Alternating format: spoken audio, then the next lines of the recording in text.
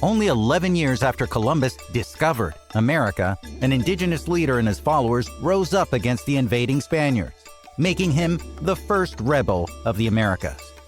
Today we tell the story of Hatuey, a chieftain of the Tainos who defied the tides of history and became a symbol of indigenous resistance in the Caribbean. While his name is well known throughout the Caribbean, his story is not so well known everywhere else. Let's change that today. Today we bring you a story of resistance, courage, and the indomitable spirit of the powerful leader named Hatuey. Welcome to the Mysteries of Latin America, where we bring you the myths, legends, and mysteries of North, Central, South America, and the Caribbean to bring you compelling stories, many of which have been lost to time or confined to certain regions of Latin America. Well, here we find them and share them with the rest of the world. If it's your first time with us, consider subscribing to the podcast on whatever platform you're enjoying us on and share it with other like-minded adventurers.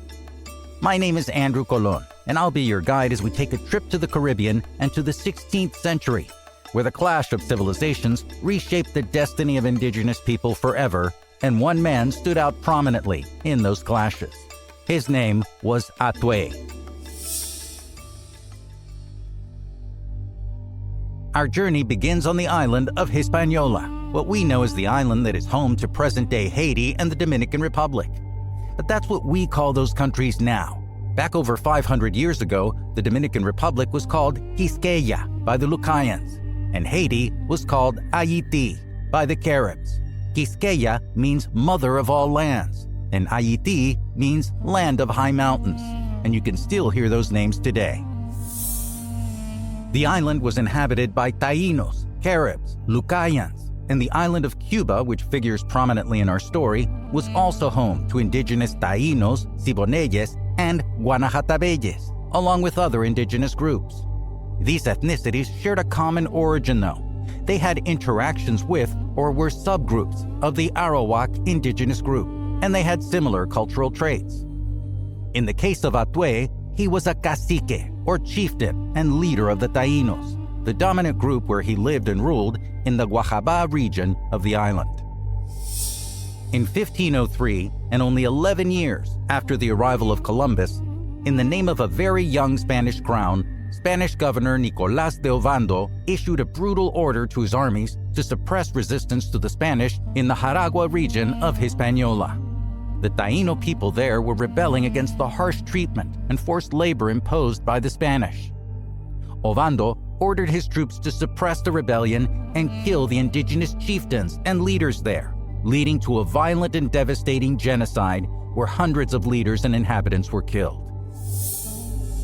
Some stories say that Hatuey was able to avoid capture. Others say he was captured and was banished from the island and sent to Cuba. I tend to favor the idea that he was able to get away, as most others were killed in the massacres or executed in captivity. Either way, he survived the massacres, gathered together approximately 400 men, women, and children, and left the island, paddling away in long dugout canoes, eventually landing on the island of Cuba. In Cuba, he and his followers found refuge and solidarity with the indigenous communities there, rising to become the cacique of the Guajaba region, located to the east of the island near what we know today as the province of Guantánamo. His next task was to try and unite the different tribes and ethnicities against the Spaniards, who would surely do the same in Cuba as on his island home, and to convince them to prepare for war. Shortly after arriving to Cuba, he contacted different Taino tribes in the eastern territory of the island and advised them to prepare for the fight against the Spanish, and showed them a basket full of gold and jewels, saying, "For these they fight and kill. For these they pursue us. And that is why we have to throw them all into the sea." He told them to get rid of all the gold they possessed by throwing it into the water, because gold was the god of the white man, and that the Spanish would enslave them and kill them to get it. Hatuey was said to be a compelling public speaker, and the Spanish friar and missionary Bartolomé de las Casas later attributed these words to Hatuey: "These tyrants tell us they worship a God of peace and equality, but they usurp our lands and make us their slaves.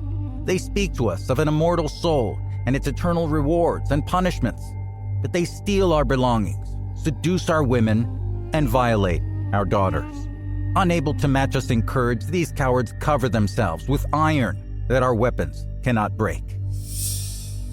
Again and again, Hatuey explained to different tribal leaders of the need to unite against the common enemy, the white men who had inflicted much suffering on his people.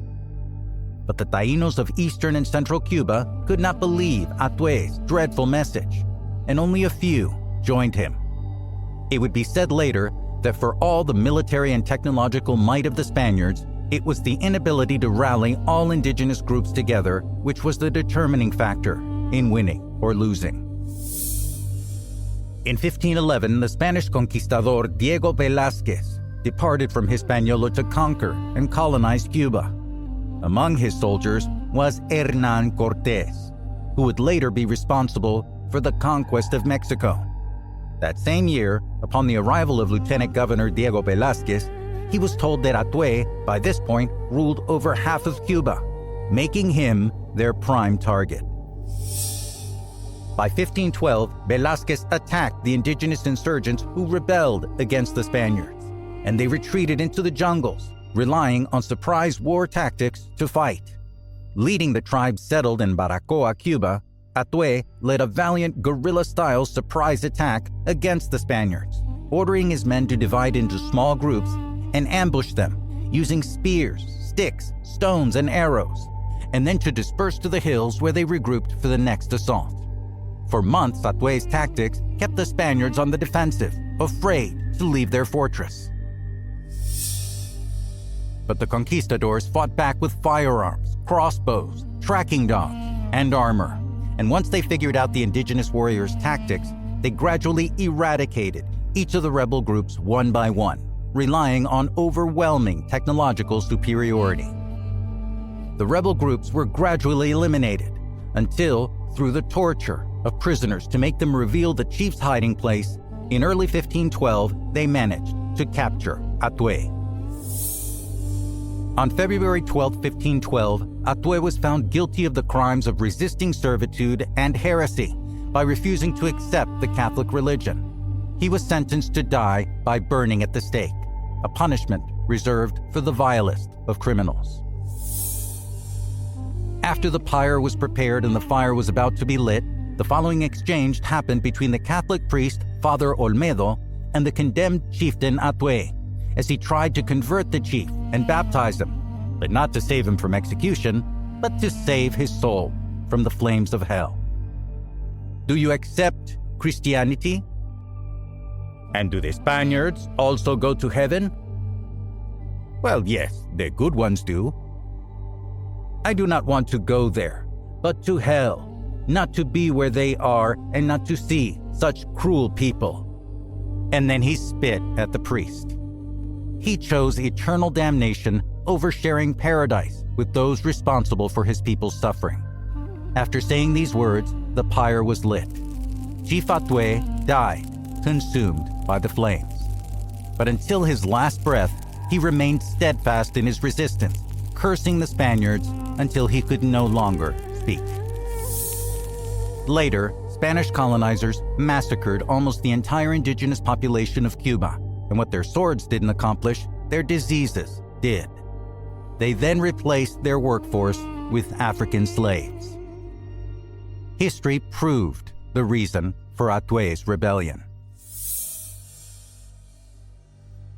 At this moment, I'm going to take a short detour to let you know that this story and the scene of Hatuey's execution is portrayed in the movie También la lluvia, Even the Rain. And I'll have a link to that scene, which I think is even more powerful than the final scenes of Braveheart or Gladiator, and part of what compelled me to tell this story. As we reflect on Hatuey's tale, in places like Cuba, Dominican Republic, Puerto Rico, and Haiti, his legacy there endures as a symbol of resilience and resistance against oppression.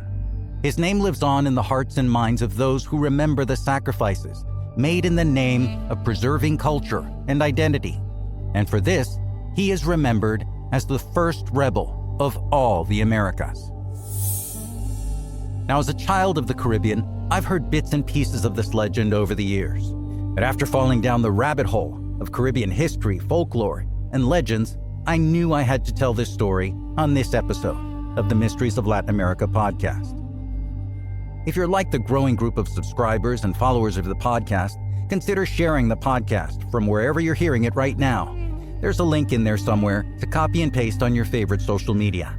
And make sure to check out past episodes, where we have over 40 stories about everything from alien encounters to beasts and monsters, and more history and mysteries from North, Central, South America, and the Caribbean. Friends, thanks again for listening to the Mysteries of Latin America podcast. I'm Andrew Colon, and until the next episode, adios.